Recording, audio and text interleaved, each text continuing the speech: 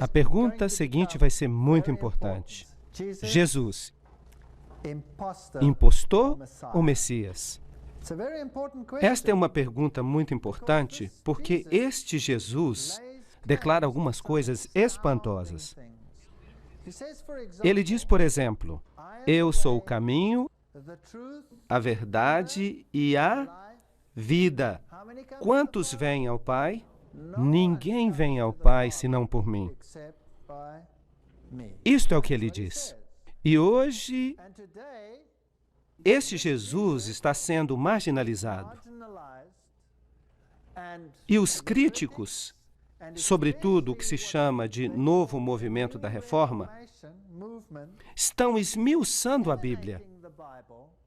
Estão arrancando o coração do lado messiânico da Bíblia. Jesus, se nós quisermos ter uma unidade mundial de religiões, deve se tornar no mesmo nível que os demais. Não é isso? Ele não pode sobressair mais do que ninguém. Ele tem que ser rebaixado ao nível de todos os outros. Mas se este Jesus Cristo é o Messias de Deus e é Deus, bem, então chegamos a um impasse. Então vejamos o que a Bíblia diz, porque eu não quero influenciá-los. Jesus, impostor ou Messias? Jesus diz em João, capítulo 6, versículo 38, porque eu desci do céu. Ora, isto não é algo que todos podem dizer, não é certo? É incomum, eu não poderia dizer isso. Assim, ou é presunção ou é verdade. Um livro de Josh McDowell diz que as profecias messiânicas foram acidentalmente ou coincidentemente cumpridas por Jesus. Segundo as probabilidades científicas, as chances de qualquer ser humano, até o presente, cumprir uma seleção de pelo menos 8 dessas profecias, incluindo a crucifixão, é apenas de 10 elevado à potência 17. E só estamos considerando apenas 8 profecias. E se considerássemos 48 profecias? A hipótese seria, então, praticamente zero. 10 elevado à potência de 157. E se você se lembrar que o número de partículas existentes no universo é de apenas 10 elevado à potência 18, bem, então esse é o número de partículas existentes no universo. Bilhões e bilhões de partículas. Uau! E se considerarmos todas as 61 profecias? Porque existem ainda mais profecias e cada uma delas é cumprida por Jesus Cristo. Números 24, 17 diz, uma estrela procederá de Jacó. Ele, Jesus, seria precedido por um mensageiro. Apenas vou mencionar algumas profecias, eu não quero focar todas elas, quero falar para vocês de uma profecia específica esta noite. Então vamos brevemente repassar algumas dessas profecias antigas. Vós que clama no deserto, preparai o caminho do Senhor e endireitai a vereda do nosso Deus no deserto. Portanto, a Bíblia diz que Jesus seria precedido por um mensageiro e naqueles dias apareceu João Batista pregando no deserto, dizendo, arrependei-vos porque é chegado o reino dos céus. Assim, ele estava pregando a mesma mensagem predita pelo profeta. João 8,36. Depois que o Filho vos libertar, sereis verdadeiramente livres. Esta é uma profecia muito importante. Portanto, de acordo com esta declaração, a liberdade vem através de Jesus Cristo e mais ninguém. Porque ele diz que ninguém vem ao Pai senão por mim. Os judeus responderam, somos descendência de Abraão e nunca servimos a ninguém. Como dizes tu, sereis livres? Ele estava falando da liberdade, não da escravidão, mas da liberdade do pecado. O meu reino não é deste mundo, João 18:36. Estas declarações são muito fortes. O nascimento miraculoso, eis que a Virgem conceberá e lhe dará o nome de Emanuel, Deus conosco. Não é qualquer pessoa, mas Deus conosco. Então, algumas pessoas podem dizer, ele não foi chamado Emanuel, ele foi chamado de Jesus. Vejam, os nomes antigos se referiam a algo. Eles tinham um significado. Não eram apenas nomes quaisquer. Portanto, Emanuel significa Deus conosco. E Yoshua, que é transliterado para o grego como Jesus, significa Jeová Salvador, Deus o Salvador. E Jesus afirmou ser Deus, portanto, ele não pode ser comparado com ninguém, em nenhum sistema religioso. Isto é, Isaías 7,14. O anjo disse, em teu ventre conceberás e darás à luz um filho, e por-lhe-ás o nome Jesus, o que é exatamente a mesma coisa que Emanuel, Jeová o Salvador. O nome está aqui. Em outras palavras, Deus conosco. Lucas 1, 28 a 31. Em seguida, o Antigo Testamento se refere a Belém. Belém, de ti sairá o que há de governar Israel. Miqueias 5, 2. E esta Belém, em particular, Belém Efrata, que significa o pão da vida desceria dos céus em Belém. Claro, sabemos que isso se cumpriu. Jesus nasceu em Belém da Judéia no tempo de Herodes, e ele recebeu o nome de Yehoshua, Jeová o Salvador.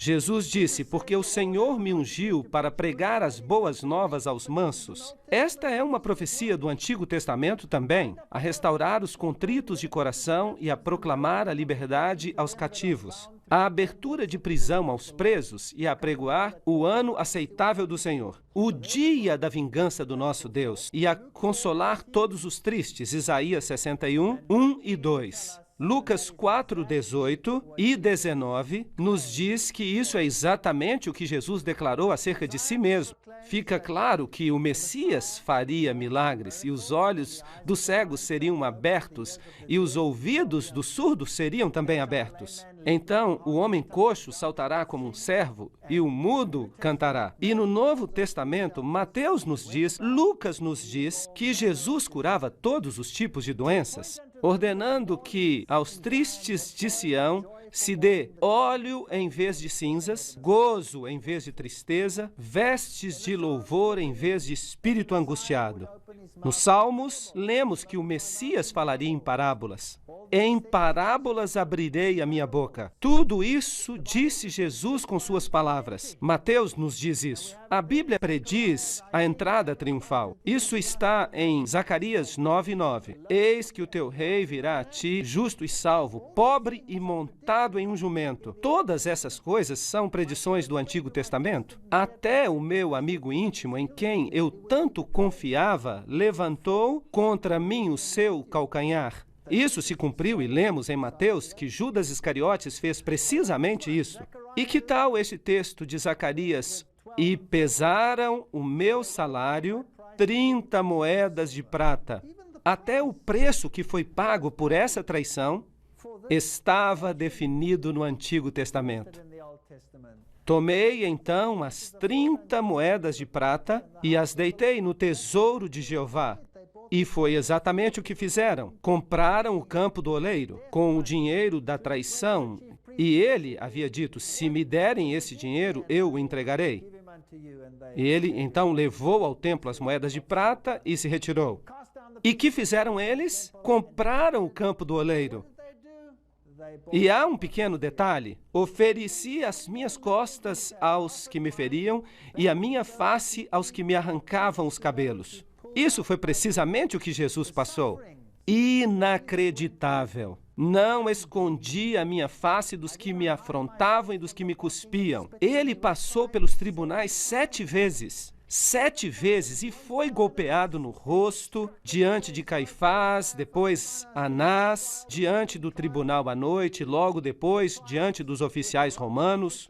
E em seguida foi enviado a Herodes e de volta a Pilatos. 7 vezes ele passou pelos tribunais. Não escondi a minha face dos que me afrontavam e dos que me cuspiam. Isaías 56. Então cuspiram no seu rosto e lhe deram socos, e outros o esbofeteavam. A Bíblia diz que o golpearam inúmeras vezes. Eles me odeiam sem causa. Salmo 69. Portanto, ele seria rejeitado. A Bíblia predisse isso. Odiaram-me sem causa. Ele foi oprimido e afligido, mas não abriu a sua boca. Como um cordeiro foi levado ao matador.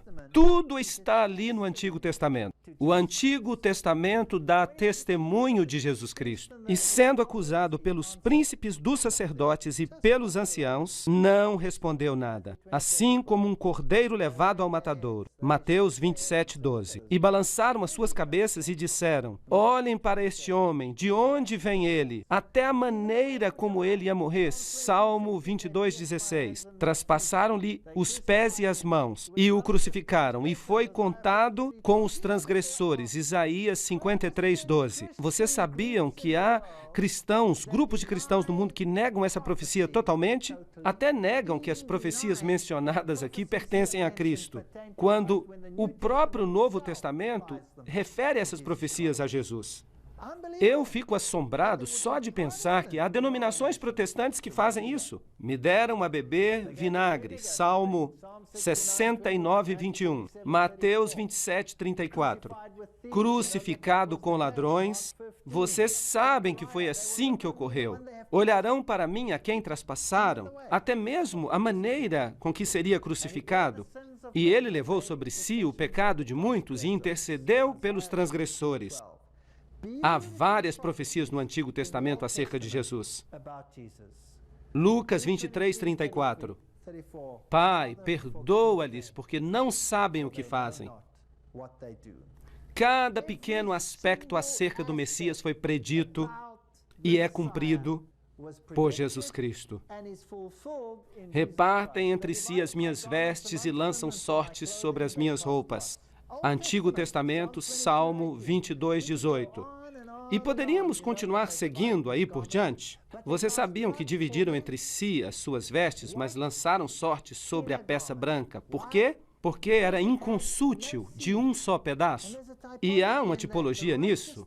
A justiça de Cristo é inteira, perfeita.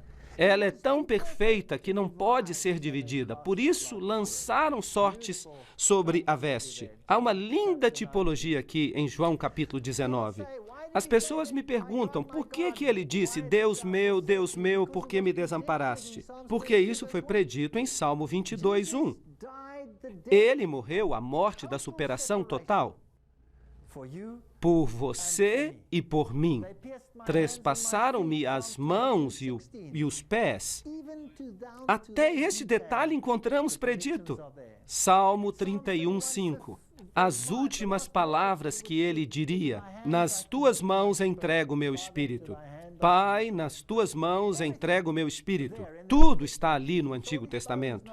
Ele lhe guarda todos os seus ossos. Nem sequer um deles se quebra. Isso já é uma tipologia com o cordeiro da Páscoa. Ele tinha que ser comido, mas nenhum osso lhe era quebrado. Por quê? Porque os ossos do Messias não seriam quebrados. Era o dia da preparação e os judeus estavam com medo que ele descesse da cruz e escapasse. E não queriam ter que persegui-lo no dia de sábado, porque eles tinham muitas regras a respeito disso escritas no Talmud. Assim deram ordem para que quebrassem as suas pernas. É isso que o Novo Testamento diz, mas vindo a Jesus, perceberam que já estava morto e então não lhe quebraram as pernas, cumprindo a profecia, João 19:32 e 33. E eles perfuraram o seu lado. Portanto, o local do seu nascimento está predito, a forma como nasceria está predita, a sua traição foi predita e a forma como ele haveria de morrer está predita, pormenorizadamente. Eu lhe dei apenas um esboço, não temos tempo para entrar nos detalhes, nas nuances, porque tudo é absolutamente espantoso. Aqui temos uma bela declaração. Cristo foi tratado como nós merecíamos para que nós pudéssemos receber o tratamento a que ele tinha direito. Foi condenado pelos nossos pecados, nos quais não tinha participação, para que fôssemos justificados pela sua justiça, na qual não tínhamos parte. Sofreu a morte que nos cabia, para que recebêssemos a vida que a ele pertencia. Pelas suas pisaduras fomos sarados. Uma linda declaração. Porque Deus amou o mundo de tal maneira que deu o seu Filho unigênito para que todo aquele que nele crê não pereça, mas tenha a vida eterna. Isaías 53 novamente diz: a sua sepultura seria com os ímpios. Muito interessante. E esteve com o rico na sua morte. Ele morreu entre os ímpios, mas um homem rico lhe deu a sua sepultura. Mateus 27, 57 até 60. Confiram essas declarações. A forma da sua morte, a forma como foi sepultado, tudo está lá no Antigo Testamento. Alguns críticos dizem: esperem um momento. Quem sabe ele não foi apenas um personagem histórico e os escritores do Novo Testamento tenham escrito isso simplesmente para fazer crer que ele cumpriu as profecias. Agora, eu espero que vocês percebam que os escribas e os fariseus, eles nunca entenderam as profecias. Porque se eles tivessem entendido as profecias, eles teriam aceitado o Messias, certo? Então temos aqui a teoria de que esses fatos foram alterados. Dizem que os indivíduos envolvidos, como Pilatos, não foram figuras históricas. Pois bem, eu tenho uma notícia para esses críticos. Há uma inscrição que foi encontrada e ela está em exibição em um dos museus de Israel com os nomes de Tibério e Pôncio Pilatos. Esses nomes estão lá, porque são personagens históricos. Vamos passar uma vista de olhos em alguns historiadores. Tácito, o historiador romano que viveu no ano 115 depois de Cristo, fala acerca da perseguição de Nero aos cristãos no ano 46 depois de Cristo e diz: Cristos, de quem o seu nome é derivado, foi executado pelas mãos de Pôncio Pilatos no reino de Tibério. Portanto, temos uma fonte extra-bíblica que fala acerca dessas coisas, como elas aconteceram. Também temos Suetônio, um historiador romano que escreve em 120 depois de Cristo e diz: como os judeus estavam constantemente fazendo distúrbios, lembrem-se que os cristãos eram considerados uma seita judaica e por isso estavam sendo chamados de judeus. Essas perturbações eram então inspiradas por Crestus e o imperador Cláudio os expulsou de Roma. O Talmud, que é a tradição judaica, diz que na véspera da Páscoa judaica eles crucificaram a Jesus de Nazaré. Portanto, há várias fontes fora da Bíblia e das Escrituras que confirmam que Jesus viveu. Jesus era sempre central, porque o Messias era o centro da religião de Israel. Se você olhar para o santuário que tinha que ser construído, cada objeto, cada parte do serviço que ocorria ali no santuário era uma referência a Cristo. A mais bela história do plano da salvação é representada aqui no sacrifício do Cordeiro, o qual representava o Cordeiro que tiraria o pecado do mundo. Se você entrar no santuário, você verá uma pia que representa as consequências de suas ações, onde se lavavam os pecados e os confessavam. Jesus Cristo é a luz do mundo, Jesus Cristo é o pão da vida, Jesus Cristo intercessor, Jesus Cristo misericordioso. Tudo está lá e é uma bela história. Mas não temos tempo para entrar em todos os detalhes, mesmo na tipologia do sumo sacerdote, porque o sumo sacerdote representava Cristo. E era um símbolo, porque Paulo diz: nós temos um sumo sacerdote. Jesus Cristo, o único que entrou na majestade do céu. Hebreus 8, 1 e 2. Um sacerdote tal que está sentado à destra do trono da majestade no céu, ministro do santuário, do verdadeiro tabernáculo que o Senhor fundou, e não o homem. Esse é um tema muito interessante, porque Cristo não entrou num santuário feito por mãos humanas, figura do verdadeiro, porém no céu mesmo, para agora comparecer por nós diante da face de Deus. Ele entrou no próprio céu. Hebreus 9, 24. Todo o Novo Testamento é uma tipologia das próprias ações de Jesus. Portanto, agora temos um problema. O mundo espera hoje que todos se reconheçam como estando no mesmo nível, sendo iguais. Mas a Bíblia diz que há somente um caminho para a salvação, e esse é por meio de Jesus Cristo. E que Jesus não era apenas mais um de muitos profetas deste mundo, mas era o Messias predito. Deus, aquele que viria do céu, para pagar o preço do pecado para a sua e para a minha salvação. E temos que ter uma opinião definida sobre esse assunto. Há uma profecia fantástica em Daniel que coloca este assunto para além de qualquer sombra de dúvida. Tanto assim que ela se tornou um pesadelo para aqueles que querem rejeitar a Jesus como Messias. Em Daniel, capítulo 8, temos também um trajeto ao longo da história, como fizemos no capítulo 2 de Daniel, no qual estudamos a cabeça e os braços de prata, e o bronze e o ferro. Mas aqui toda a história se repete, representada por animais. E você tem aqui um carneiro específico com 2 chifres, um maior do que o outro, e a Bíblia nos diz quem é. Não temos que adivinhar. E é uma referência aos medos e persas. E depois de falar desses 2 chifres, nos diz que um bode apareceu com um chifre notável entre os olhos. E, novamente, não temos que adivinhar. E Daniel, capítulo 8, nos diz que o chifre proeminente do bode representa o primeiro rei da Grécia. E então, quem era esse rei? Alexandre o Grande. Não temos que adivinhar nada. A Bíblia nos diz precisamente o que cada símbolo representa. A Bíblia também diz que ele se aproximou do carneiro e atacou o carneiro e lhe quebrou os 2 chifres. A Medopérsia foi conquistada, portanto, o bode chega voando, colocando sobre o outro toda a sua força e lhe quebra os chifres. E Daniel 8:8 diz que o bode se engrandeceu sobremaneira, mas estando no apogeu do seu poder, aquele chifre lhe foi quebrado. Portanto, Alexandre o Grande também chegaria a seu fim. E no seu lugar, 4 notáveis chifres cresceriam para os ventos do céu. E nós sabemos que a Grécia acabou dividida em 4 regiões. É muito interessante. Havia 2 generais lutando pelo império, mas depois de todas essas batalhas, restaram então 4 regiões. E daí saiu um chifre que cresceu muito para o Oriente, para o Sul e para a Terra Formosa. E ele se engrandeceu a ponto de enfrentar o exército do céu. E ele lançou por terra alguns do exército de Deus, algumas estrelas, e os pisou. E ele se engrandeceu contra o grande príncipe do exército. E por isso foi tirado o sacrifício contínuo.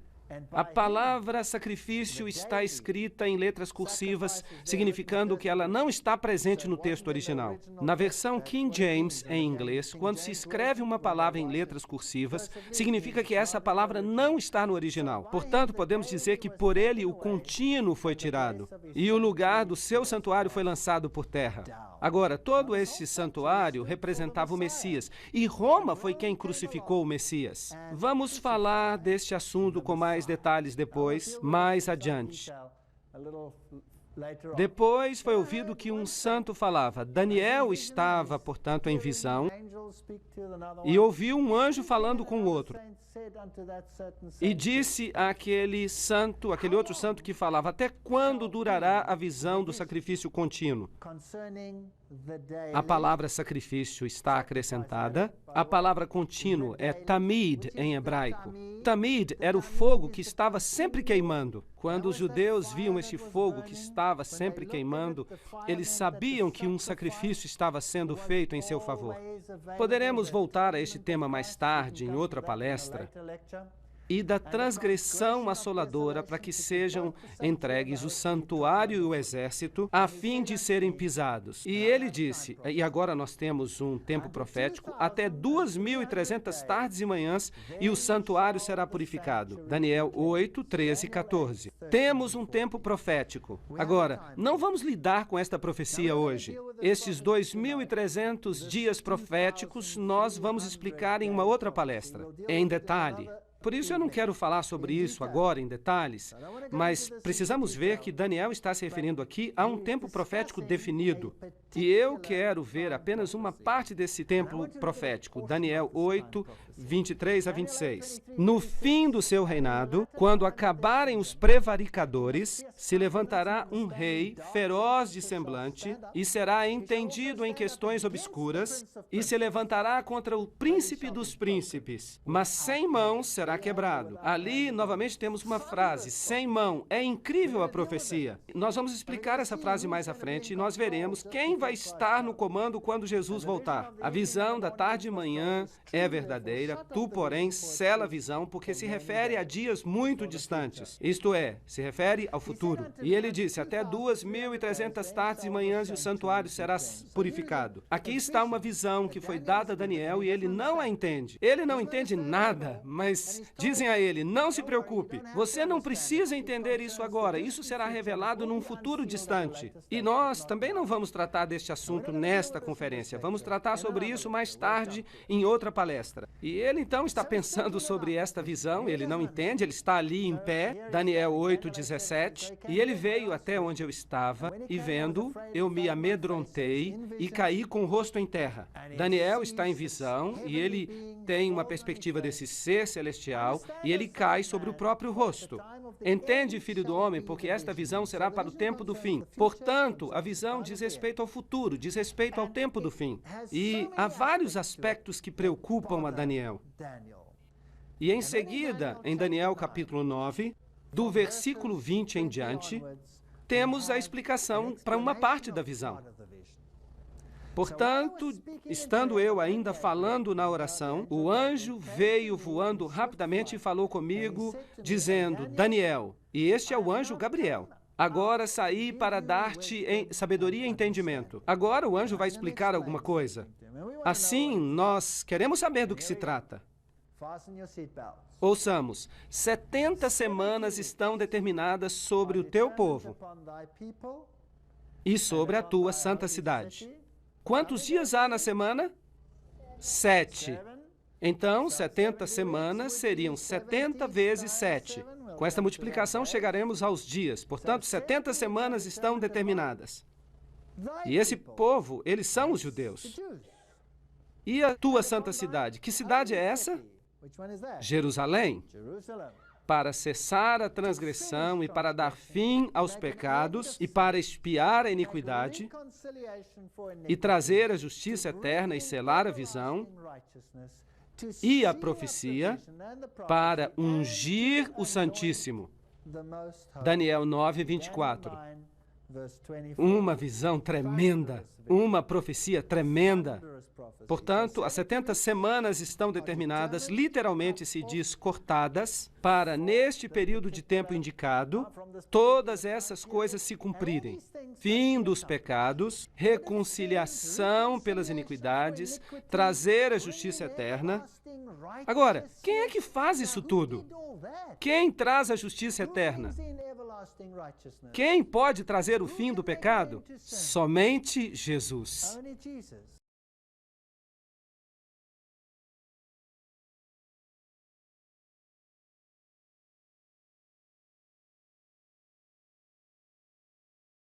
Temos aqui uma profecia messiânica. Agora, deixe-me dizer a vocês, os judeus estão muito aborrecidos acerca desta profecia. Escutem isto. Eu vou ler para vocês uma maldição rabínica e vocês poderão encontrá-la na Lei Talmúdica, página 978, seção 2, linha 28. Permitam-me ler. Os ossos das mãos e os ossos dos dedos se caiam e se decomponham, àquele que se volte às páginas do livro de Daniel para saber o tempo de Daniel 9, 24 a 27.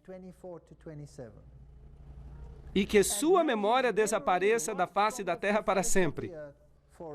Uau! Incrível! Esses homens estão falando sério? Concordam? Portanto, agora eu tenho que fazer uma pergunta para vocês. Vou fazer uma pergunta a vocês. Vocês estão dispostos a avançar a despeito dessa maldição? Porque se vocês forem calcular comigo o período de tempo descrito em Daniel, capítulo 9, 24 a 27, então essa maldição, teoricamente, poderá cair sobre vocês. Mas eu quero falar algo para vocês. Eu sirvo a alguém que é maior do que esta maldição e eu não tenho medo desta maldição. Eu sei por que eles têm esta maldição. Eles têm essa maldição porque se ela não estivesse aí, alguém poderia calcular o período de tempo e descobrir a quem realmente devem seguir. Vamos ler. cortado, determinado, separado de 70 semanas cortadas da maior profecia para os judeus. 70 semanas são para os judeus. Agora vamos passar os olhos em profecia, um dia vale um ano. Uma semana são, portanto, 7 dias. Então, no princípio, dia-ano significa que a semana inteira vale 7 anos. Agora, eu posso dizer isso para você simplesmente de mim mesmo? Não. Isso seria uma arrogância. Por isso, vamos procurar um apoio bíblico. Ezequiel, capítulo 4, versículo 6. Um dia te dei por cada ano. Ele está falando em sentido profético. Números, capítulo 14, verso 34. Segundo o número dos dias em que espiastes essa terra, 40 dias, cada dia representa um ano. Portanto, vamos testar agora esse conceito. Temos o princípio dia-ano. Vamos ver onde o número de 70 semanas nos leva. 70 semanas são determinadas sobre o teu povo. 70 semanas. Bem, uma semana tem 7 dias, então, quanto é que temos em dias? 490 dias. E este é o resultado, então, dos 490 anos proféticos que estão cortados, determinados. Cortados do quê? Obviamente, dos 2.300 dias proféticos, dos quais falava Daniel. E isso, então, nos leva a 2.300 anos proféticos. 490 anos são separados para os judeus. Isso é o que significa. Bem, vamos analisar, então, um pouco mais longe. Bem, então, o santuário seria purificado no final desse período. Bem, mas agora eu vou tratar apenas desta parte da profecia, apenas das 70 semanas, para descobrirmos de que falava. Então precisamos saber quando começa esta profecia, certo? Assim, quando começam esses 2.300 anos? Então, a partir de que período começamos a contar estas semanas? O código rabínico diz que nós não estamos autorizados a estudar isso, mas Daniel 9:24 nos dá a resposta. Há uma maldição sobre este versículo. Interessante que os rabis, decidiram amaldiçoar uma parte de Daniel. Isso não nos confunde um pouco? Eu me confundiria. 70 semanas estão determinadas sobre o teu povo.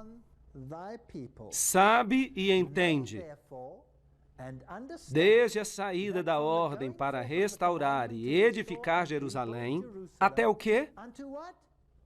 Até o Messias. Então, desde a saída do decreto para restaurar e reconstruir Jerusalém, lembre-se que Daniel está no cativeiro. Jerusalém está destruída, ela está desolada por 70 semanas. E começamos a contar quando? A partir do momento em que o decreto sai. Desde que sai o decreto, a ordem para edificar e restaurar Jerusalém, até o príncipe, o Messias, haverá 70 semanas e as ruas e os muros se edificarão, mas em tempos angustiosos. Daniel 9:25. Incrível! Daniel acaba de receber uma profecia messiânica que diz precisamente quando é que o Messias viria. Você sabia que isso está na Bíblia? Sabiam disso? Ora, vamos analisar estes versículos. 7 semanas, 49 dias, 49 anos. 62 semanas, 434 dias e 434 anos. Onde nos leva isto? O decreto para reconstruir e restaurar Jerusalém, e então se passariam 7 semanas e o templo seria restaurado. E então o Messias, o príncipe, viria. E então, do que necessitamos? Precisamos de uma data para começar. Podemos identificá-la neste período de tempo, certo? Precisamos de uma data para o começo. Artaxerxes, o rei da Pérsia, emitiu um decreto no ano 457 a.C. Este decreto dava total liberdade política aos judeus.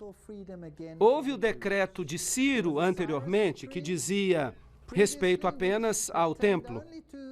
Mas este decreto de Artaxerxes, em 457 a.C., faz referência ao restabelecimento de Jerusalém. Aí está. Portanto, temos uma data de início. Então, 457 mais 483, que são os 49 somados a 434, isso nos remete ao ano 27 depois de Cristo. Agora, o que aconteceu, então, no ano 27 depois de Cristo? 69 semanas, 483, um dia por ano, você se lembra? Então, vejamos este decreto. Esdras 7, 12 e 13. Artaxerxes, rei dos reis, ao sacerdote Esdras, escriba da lei do Deus dos céus, por mim se decreta que no meu reino, todo aquele que pertence ao povo de Israel, que quiser ir contigo a Jerusalém, vá. E este era o decreto. Por mim, Artaxerxes, rei dos persas, se decreta que todos os oleiros que estão além do rio, tudo aquilo que pedir o sacerdote Esdras, escriba da lei do Deus dos céus, prontamente se faça. E, além disso, uma inscrição arqueológica foi encontrada que confirma a data de 457 a.C., que está escrita em pedra. 457, 490 anos, o final da profecia são 2.300 anos. Sabe e entende que desde a saída da ordem para edificar Jerusalém até o Messias, o príncipe, haverá 7 semanas e 62 semanas. Agora, 7 acrescidos de 62, quanto é que é? 69 semanas. Total das profecias se refere, portanto, a quantas semanas? 70. Portanto, há uma semana a mais. Mas a profecia diz que o Messias, que significa ungido, viria após as 69 semanas. E isso tinha que ocorrer em que ano? Vocês estão se lembrando? 27 depois de Cristo. Portanto, o decreto saiu em 457, 69 mais 7, 82 dias e a recuperação total, esta parte em particular até o Messias, e, portanto, 27 depois de Cristo, até o Messias. Agora, quantos anos tinha Jesus quando ele começou o seu ministério messiânico? Ele tinha 30 anos. Então, por que 27 depois de Cristo? Então, temos um problema, porque 30 e 27 não são compatíveis. Agora, você pode ir a uma enciclopédia, mesmo uma enciclopédia infantil, e você vai perceber que o início da nossa era foi deslocado. Que, de fato, o começo da nossa era aconteceu uns 4 anos antes de Cristo. Porque, como não se conta o ano zero, o que Cristo tinha realmente eram 30 anos no ano 27, por causa destes cálculos. A palavra Messias significa ungido, e Jesus foi ungido, isso aconteceu no mesmo momento do seu batismo. Agora, no ano 15 do Império de Tibério César, esta é uma citação das Escrituras, aconteceu que, enquanto as pessoas se batizavam, e se batizava também Jesus, aconteceu que o céu abriu. Lucas 3, 1 e 21.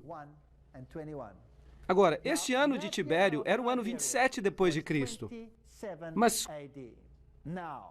quantos Messias pode haver? Apenas um. Apenas um cumpre todos os pormenores da profecia. O ano 15 de Tibério César era o ano 27 depois de Cristo. E Jesus foi ungido como Espírito Santo precisamente no momento certo da profecia. Agora você pode imaginar porque o Talmud rabínico diz: maldito seja aquele que calcula 7 semanas, porque o judaísmo teria chegado ao seu fim. Se eles aceitassem o que Daniel disse, o judaísmo teria chegado ao fim. E o Espírito Santo desceu sobre ele em forma corpórea, como uma pomba, e ouviu-se uma voz do céu que dizia: Tu és o meu filho amado, em ti eu me comprazo. Agora, ouçam o que diz Marcos, capítulo 1, versículo 15. Jesus foi ungido e o ano era 27 depois de Cristo, e dizendo: o tempo está cumprido e o reino de Deus está próximo. Arrependei-vos e crede no Evangelho. Marcos 1, versículo 15. Que tempo está cumprido? Que tempo é que foi aqui cumprido? João 1:29. Eis o Cordeiro de Deus que tira o pecado do mundo. O ungido, o Messias, havia chegado. Deus ungiu a Jesus de Nazaré com o Espírito Santo e com poder. Atos 10:38. E teve lugar isso no seu batismo. Portanto, o Messias viria e tomaria os pecados do mundo sobre ele. E isso foi predito precisamente na Bíblia. E a data também. Gálatas 4:4. Mas vindo o cumprimento do tempo, Deus enviou o seu Filho. Cumprimento de que tempo? Havia uma profecia que tinha que ser cumprida. E só Jesus a cumpre. Mais ninguém. Eu vou deixar isso bem claro para que ninguém tenha dúvida. Ninguém, nem Krishna, nem Buda, nem Maomé, ninguém, mas apenas Jesus cumpriu. Ninguém mais. Portanto, apenas existe um Messias bíblico. E ninguém vem ao Pai senão por ele. Eu estive dando umas palestras na Alemanha. Quando eu disse isto, alguém se levantou na plateia e disse: mas isso é arrogância. Como é que alguém pode dizer que ninguém vai ao Pai senão por Jesus Cristo? Isto é uma arrogância. E o que acontece com todos os outros? Sim, eu disse, você tem razão, eu sou arrogante. Quando eu digo que ninguém pode chegar até o Pai, exceto por esta pessoa específica. Mas se alguém chega até mim e me diz, e eu estou ali sentado com a minha filha, e essa pessoa me diz, você é o pai dessa criança? E eu digo, sim, eu sou o pai desta criança. E essa pessoa me diz, com tantos milhões de habitantes no planeta, você diz que você é o pai desta criança? Isso é uma arrogância. Bem, quem sabe isso seja uma arrogância, mas poderá também ser que isso seja um fato, certo? Embora a minha irmã diga que a paternidade é apenas uma opinião, enquanto que a maternidade é um fato, talvez nós pudéssemos discutir este assunto, mas o fato é que, o ponto da questão que eu estou fazendo é que se Jesus é o Messias, e se Jesus é Emanuel, e se Jesus é o Yoshua, Jeová, o Salvador, Jesus, então ninguém mais cumpre, certo ou errado? E se ele é o Criador, não há mais ninguém que se qualifique, certo? Então, eu devo me contentar com a confusão, ou eu posso tomar uma decisão? E se me pedirem que eu adore uma outra pessoa? Pois bem, eu tenho notícias muito interessantes. No meu país, na África do Sul, estão saindo algumas leis novas, novos currículos, e estão fazendo uma filtragem com todas as pessoas, e todo mundo vai acabar recebendo isso. E no nosso sistema de escola, nós temos algo chamado Currículo 2005, que significa que no futuro nossas crianças precisarão ser educadas em todas as religiões e deverão aprender todas as orações de todas as religiões e deverão reconhecer todas as divindades de todas as religiões também. Eu tenho um problema com isso. Portanto, em breve, talvez me apresentem uma imagem e eu terei que dizer, eu lamento, sinto muito, mas não posso concordar com isso. Vindo o cumprimento dos tempos, Deus enviou o seu Filho.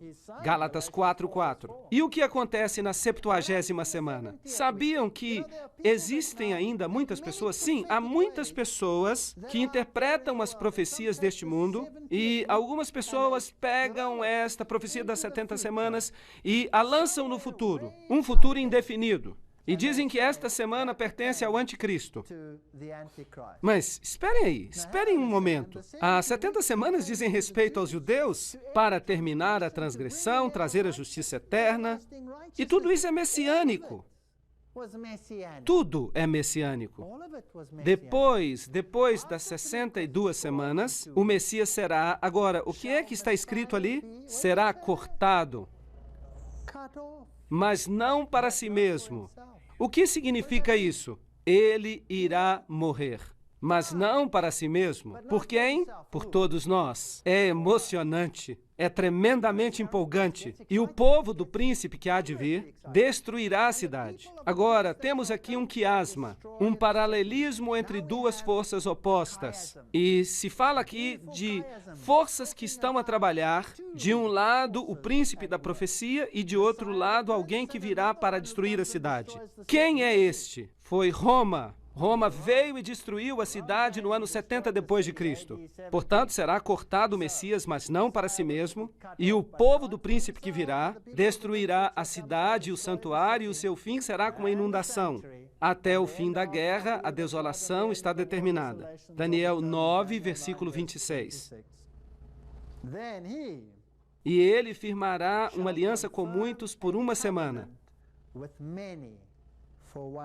Este é o Messias agora. O outro governante, o Messias, e é assim que funciona essa forma de paralelismo quiásmico.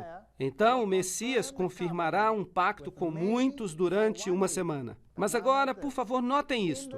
Na metade da semana fará cessar o sacrifício e a adoração. Uau! Como é que Jesus, o Messias, pôs fim ao sistema de sacrifícios? Ele se tornou o sacrifício. Ele se tornou o sacrifício, portanto, temos agora a 70ª semana. Amigos, por favor, pensem acerca disso. A 70ª semana ainda pertence ao Messias. Não pode ser atirada para o futuro, porque no meio dessa semana, a propósito, a metade de 7, quanto é que dá? 3,5. E por quanto tempo esteve Jesus ativo após a sua unção? 3 anos e meio. E no meio dessa semana, ele foi cortado, mas não por você ou por mim. Ele trouxe o fim ao sistema dos sacrifícios, porque ele se tornou o Cordeiro de Deus que tira o pecado do mundo. Não está certo?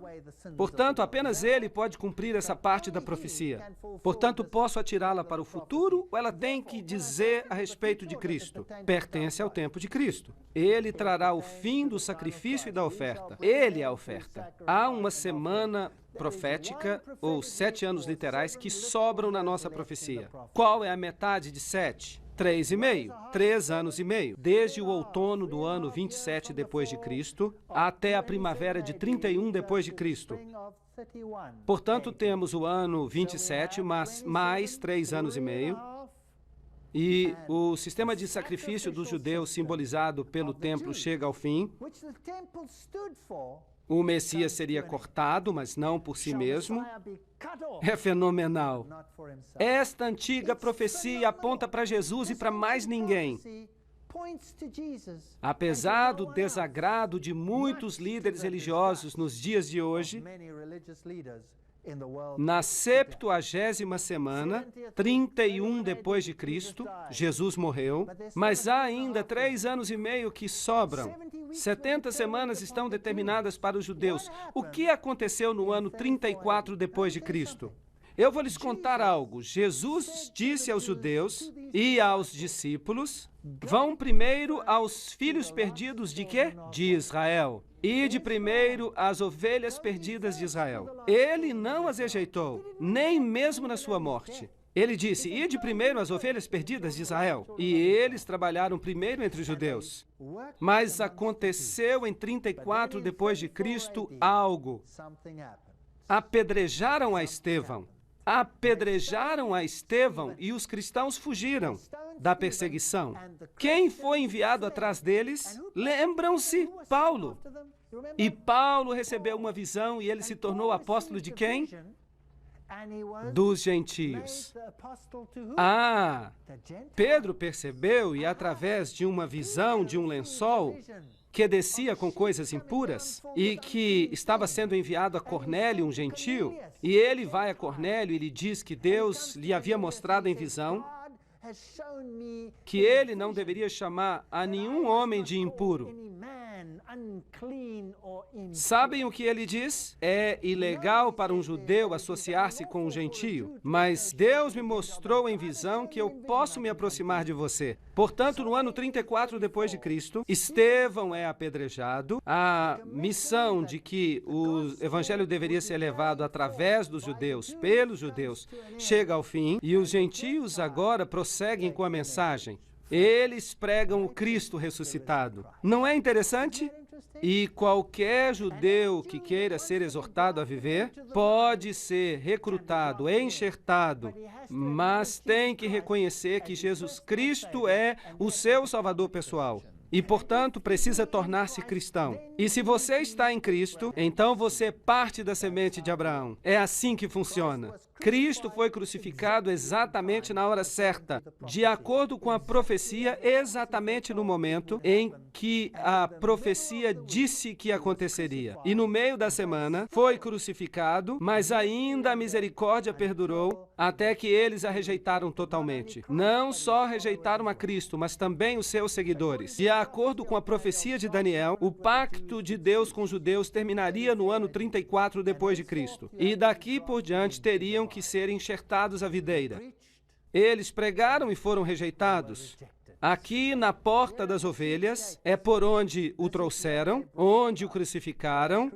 Queriam que ele viesse como Rei dos Reis e que destruísse os romanos, mas ele destruiu os seus pecados.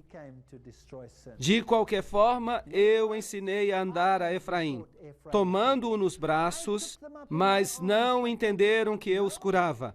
Oséias capítulo 11, verso 3. Atei-os com cordas humanas com laços de amor, e lhes dei mantimento. Como te deixaria, ó Efraim? Como te entregaria, ó Israel? Jerusalém, Jerusalém, quantas vezes eu quis ajuntar-te como a galinha o faz aos pintinhos, debaixo das asas, e não quisestes. Eis que a vossa casa vos será deixada deserta. E o tempo em que eles seriam os portadores da mensagem do Evangelho chegaria ao fim.